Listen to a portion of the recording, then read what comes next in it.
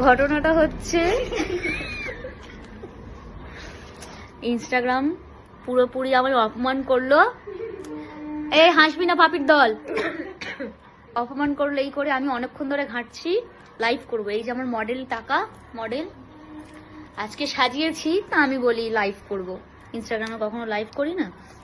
আমরা অনেক ঘাঁটাঘাঁটি করলাম প্রায় 30 মিনিট ধরে। আমরা পড়িনি মূর্খের না পড়ে আমরা লাইভ করছি, এই সেটিং এ যাচ্ছি ওই সেটিং এ যাচ্ছি। লাস্টে দেখলাম ইনস্টাগ্রামে আমায় যে সে বলে অপমান করলো যে 1000 ফলোয়ার্সের নিচে না ওপরে ওপরে যাই হোক লাইভ করা যাবে না।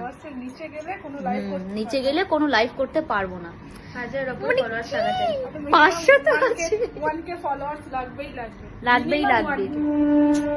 যাকে তাকে লাইভ করতে দেবে না বলে আমাকে যাকে তাকে বানিয়ে দিল। আমি এই অপমানিত মুখ নিয়ে আমি কাকে দেখাবো? না, এটা কিন্তু ইনস্টাগ্রাম একদম ঠিক করলো না।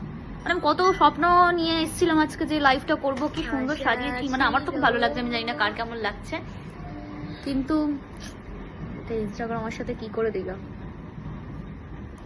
800 850 তো আছে। কিছু বলবি না?